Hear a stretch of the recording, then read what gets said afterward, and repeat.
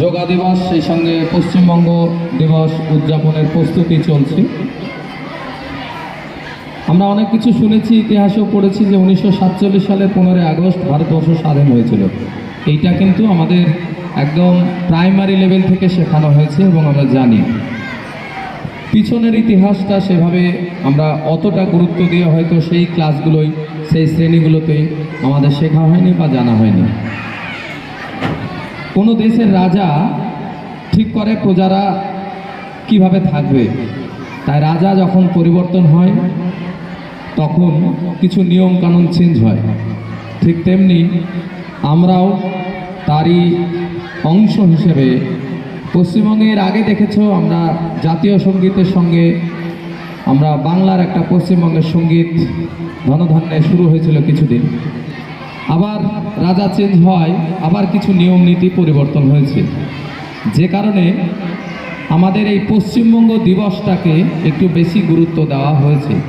এই পশ্চিমবঙ্গ দিবস এটার উৎপত্তি হলো কিভাবে? এইটা হচ্ছে 1947 সালে 15 আগস্ট ভারতবর্ষ স্বাধীন হবে, সেটা পূর্বেই ঘোষিত হয়েছিল 2-3 মাস আগেই। অবিভক্ত বাংলা তোমরা জানো, বঙ্গভঙ্গ রদের জন্য আমাদের বাংলার কৃতি সন্তান রবীন্দ্রনাথ ঠাকুর, অবনীন্দ্রনাথ ঠাকুর এরা বঙ্গভঙ্গ রোধের আন্দোলন করেছিল।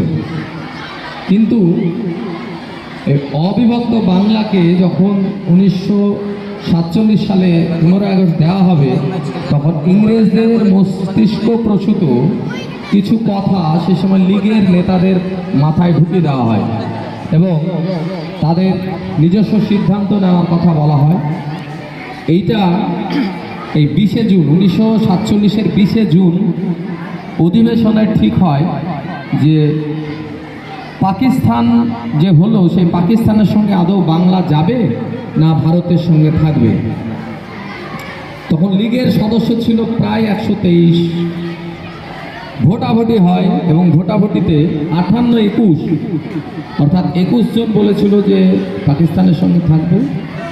লীগের সদস্যদের মধ্যেও 58 জন বলেছিল, বা কংগ্রেসীদের মধ্যে 58 জন বলেছিল যে না, এটা ভারতের সঙ্গে থাকবে।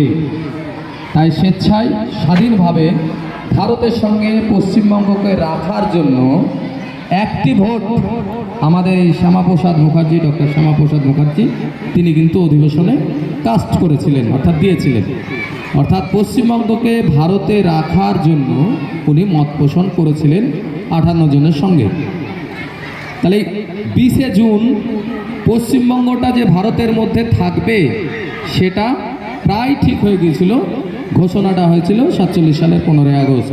তাহলে পশ্চিমবঙ্গের উৎপত্তিটা বা জন্মটা বা প্রতিষ্ঠা দিবস যেটা বলা হয় সেটা কবে? তাহলে সেটা সেই নিশ্চয়ই 20 জুন 1947। এই দিনটাকেই আজকে আমি প্রথমেই বলেছি, রাজা পরিবর্তন হলে কিছু নিয়ম নীতি চেঞ্জ হয়। সেই রাজাদের নির্দেশে বা অর্ডারে আমরা কিন্তু এই পশ্চিমবঙ্গ দিবস আজকে পালন করছি এবং তোমাদের জ্ঞাতার্থে এটা বলছি যে 58 জনের সঙ্গে ডক্টর শ্যামাপ্রসাদ মুখার্জি, তিনিও বাংলার কৃতি সন্তান, তিনিও কিন্তু ভোটটি দিয়েছিলেন যে পশ্চিমবঙ্গটা, পূর্ববঙ্গটা থেকে গেল ওইদিকে, পশ্চিমবঙ্গটা ভারতবর্ষের সঙ্গে থাকবে।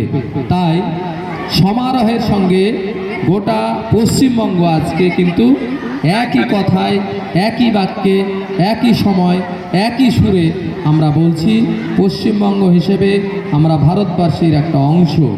তাই তোমাদের দায়িত্ব হচ্ছে যে সাম্প্রদায়িক সম্প্রীতি রক্ষা করে পশ্চিমবঙ্গকে সগর্বে ভারতবর্ষের শ্রেষ্ঠ আসনে নিয়ে যেতে হবে। যেমন প্রতি স্বাধীনতা ক্ষেত্রে পশ্চিমবঙ্গের বিশাল অবদান আছে এবং বাঙালির সব জায়গায় এগিয়ে, ভারতের স্বাধীনতা সংগ্রাম থেকে শুরু করে তোমার বিজ্ঞান বিভাগের উন্নতি থেকে শুরু করে সাহিত্য, তোমরা জানো রবীন্দ্রনাথ, অর্থনীতিতে আমাদের পশ্চিমবঙ্গ থেকেই পরপর 2 জন নোবেল পেয়েছে, অমর্ত্য সেন এবং অভিজিৎ বাবু পেয়েছেন। তাহলে বাংলা কিন্তু বাংলাই, বাঙালি যা ভাবে গোটা ভারতবর্ষ সেটা 2 দিন পরে ভাবে। তাই পশ্চিমবঙ্গের প্রতিষ্ঠা দিবসটা আমাদের জানা দরকার ছিল। এটা তোমাদের অবশ্যই জানা দরকার এবং তোমরা জেনে থাকলে এই পশ্চিমবঙ্গ দিবস আশা করছি প্রতি বছরই এরকম পালন হবে। এর গুরুত্ব অপরিসীম, তাই সাম্প্রদায়িক সম্প্রীতি রক্ষা করে আমরা পশ্চিমবঙ্গবাসী হিসাবে আবার মাথা তুলে দাঁড়াবো, এই আশা তোমাদের কাছে রাখছি। এরপরে আজকের মূল অনুষ্ঠানের দিকে আমি দায়িত্ব অনেক আগেই দিয়েছি, আমি সেই সিনিয়র শিক্ষক গৌতম বাবুর হাতে মাইক তুলে দিচ্ছি। ধন্যবাদ, একটু হাততালি। তাহলে আজকের দিনের গুরুত্ব সম্বন্ধে তোমরা শুনলে এবং অনুষ্ঠান চলতে চলতে আরও অনেক কথা হবে।